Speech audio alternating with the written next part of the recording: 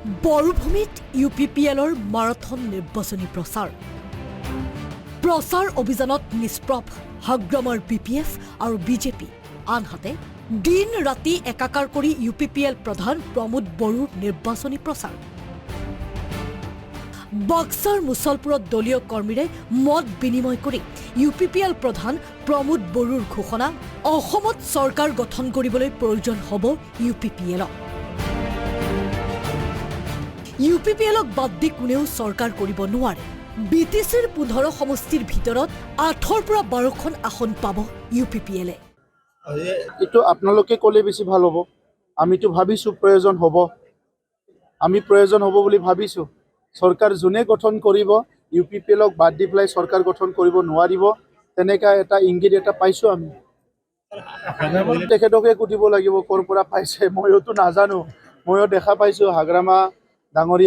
মহিলাৰ ডাঙৰীয়াৰ পত্নী যিবিলাক দিছে মনোনয়ন পত্ৰত মইও এইবিলাকতো মোৰ পঢ়াৰ ইমান দৰকাৰ নাই কিন্তু যেতিয়া মানে মিডিয়াত ওলালে অলপ দেখা পাইছো মইও কিন্তু কৰ পৰা পাইছে কি পাইছে হিতুটো মই নাজানো তো ইয়াৰ কাৰণে হয়তো চাব লাগিব পৰৱৰ্তী সময়ত ইনকুৱাৰী কৰিলে গম পাব কৰ পৰা আহিছে এই সম্পত্তি কেনেকা ইনকাম কৰিছে কি কৰিছে এইবিলাক গম পাব আনহাতে তামুলপুৰত বিপুল ভোটত জয়ী হোৱাৰ নিশ্চিত দাবী প্ৰমোদ বড়োৰ তদুপৰি হাগ্ৰামা পত্নীৰ সম্পত্তিক লৈ সৰব হ'ল প্ৰমোদ বড়ো তামুলপুৰতো বহুত বেছি ভোটত আমি বিজয় হ'ম তাত কোনো সন্দেহ নাই কাৰণ তামুলপুৰৰ ৰাইজে দেখা পাইছে যে নতুন তামুলপুৰটো কেনেকৈ সজোৱা হ'ল আৰু এই নতুন তামুলপুৰটো যে সজোৱা হ'ল ইয়াৰ পিছত কাৰ নাম আছে এই কথাটো ৰাইজে গম পায় আগতে বহুত সুযোগ পাইছিলে পাৱাৰত আছিলে বহুতবাৰ তেখেতসকলে MP MLA হৈছিলে কিন্তু সেই সময়ত তামুলপুৰত দেখাবৰ কাৰণে এটা ভাল পাকিৰ খুঁটিও তেখেতসকলে পুতি থৈ নগ'ল গতিকে আজিৰ যিটো তামুলপুৰ হিটো লৈ পেলাই তামুলপুৰৰ ৰাইজে গৌৰৱ কৰে আৰু মই তামুলপুৰৰে সন্তান হিচাপে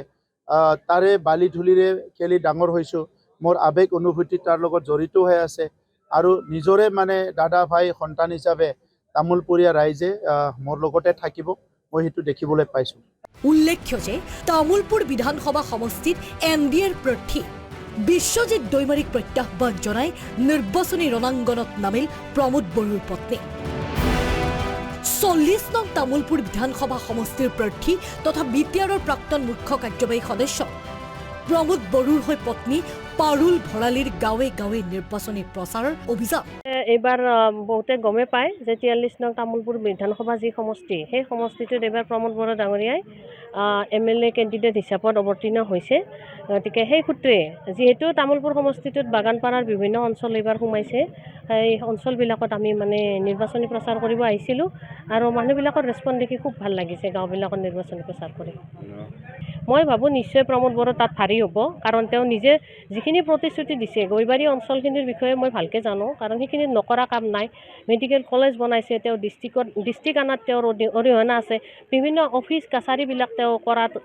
কৰিছে তাৰ আনফালে যদি বিশ্বজিৎ দৈমাৰী ডাঙৰীয়া কামে কৰিছে তেওঁ নিশ্চয় পানেৰী সমষ্টিত পুনৰবাৰ খেলিব লাগিছিল বা তেওঁৰ জন্মস্থান যি তাতেও এটা সমষ্টি আছে গড়েশ্বৰ বুলি তেওঁ সেইবিলাক সমষ্টিত নেখেলি তেওঁ হয়তো ছেফ ছাইড বিচাৰি বা নহ'লে নিশ্চয় কিবা এটা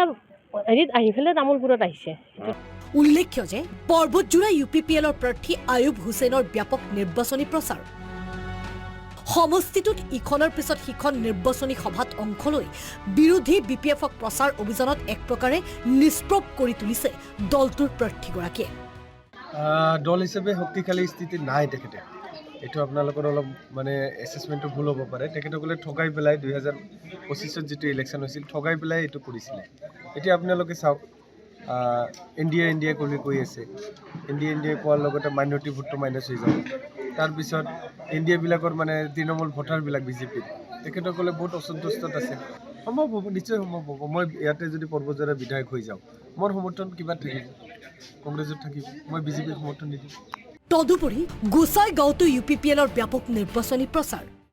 আজি গোসাইগাঁৱত UPPLৰ নিৰ্বাচনী পৰিচালনা সমিতিৰ মুখ্য কাৰ্যালয় মুকলি কৰি BPFক তুলা ধৰা সাংসদ ৰণগৌৰা নাৰ্জাৰীৰ তদুপৰি UPPLক বিধানসভা নিৰ্বাচনত ভোটাৰে কিয় ভোট দিব তাৰ ওপৰতো মন্তব্য কৰিলে UPPLৰ ৰাজ্যসভাৰ সাংসদগৰাকীয়ে 28টা লৈও তেওঁলোকে চৰকাৰ গঠন কৰিব নোৱাৰিলে, একেবাৰে দুৰ্বল চৰকাৰ বুলি প্ৰমাণিত হৈ গ'ল। তেওঁলোকে যে ৰাইজক মিছা কথা কৈ পেলাই ভোট লৈছে, এই কথাটো ৰাইজে বুজি পাইছে। তেনেকেই বিজেপিক বেয়া পায়, NDAক বেয়া পায়। BTCৰ আমাৰ 2.5 লাখৰ পৰা 3 লাখ ভোট আছে, তেনেকৈ বেয়া পোৱা ভোট আমি হিচাপ কৰিছোঁ। এই ভোটটো BPFক দিছিলে, কিন্তু এইবাৰ বিধানসভা নিৰ্বাচনত 2.5 লাখৰ পৰা 3 লাখ ভোট একেবাৰে BPFৰ পৰা আকৌ উৰি যাব। আৰু এই উৰি যোৱা ভোটটো যেতিয়া কাটা খাব, UPPলে 6 লাখ পাইছিলে যোৱাবাৰ, 6 লাখটো আমাৰ ইনটেক আছে, আৰু 6 লাখ পাই আমি এইবাৰ আৰামত জিকি যাম। ৰাইজে চিধা কথা কৈছে যে BPF 5টা বছৰ চৰকাৰ আকৌ আমি দেখিলোঁ নতুন চৰকাৰ, এই সময়ছোৱাত আকৌ জাতিগত দ্বন্দ্ব আৰম্ভ হৈ গ'ল। মদ ভাং যোৱা চাৰিওফালে মেলা পাতি পেলাই সমাজখন একেবাৰে বিশৃংখলা এটা পৰিৱেশ সৃষ্টি কৰা হ'ল। সেইটো মানুহে বিচৰা নাই,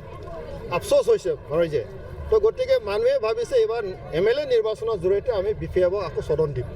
গতিকে UPPলক ভোট দিব, আমি আশাবাদী। উল্লেখ্য যে UPPলে প্ৰতিটো সমষ্টিত নিৰ্বাচনী প্ৰচাৰ তুংগত কৰি তোলাৰ লগতে টংলা বিধানসভা সমষ্টিটো তুংগত কৰি তুলিছে নিৰ্বাচনী প্ৰচাৰ অভিযান। 48 নং টংলা বিধানসভা সমষ্টিৰ ভোটাৰে UPPL প্ৰাৰ্থী জয়ন্ত ৰাভাৰ সন্দৰ্ভত কি কৰে শুনক। NDA তথা বিজেপিৰ প্ৰাৰ্থী বিকন ডেকাৰ বিৰুদ্ধে প্ৰতিদ্বন্দ্বিতা UPPLৰ প্ৰাৰ্থী জয়ন্তক লৈ কৰিলে বহু গুৰুত্বপূৰ্ণ মন্তব্য। UPPLৰ প্ৰাৰ্থী জয়ন্ত ৰাভাই নিৰ্বাচনী প্ৰচাৰ অভিযান অব্যাহত ৰখাৰ সময়ছোৱাতে অঞ্চলটোৰ ভোটাৰৰ মাজত জয়ন্ত ৰাভাৰ নাম ব্যাপক চৰ্চা। এক প্ৰকাৰে তৃণমূল পৰ্যায়ত ব্যাপক নিৰ্বাচনী প্ৰচাৰেৰে চমক তুলিবলৈ সক্ষম হৈছে প্ৰমোদ বড়োৰ নেতৃত্বাধীন UPPL। ব্যুৰো ৰিপৰ্ট, আসাম টক্স।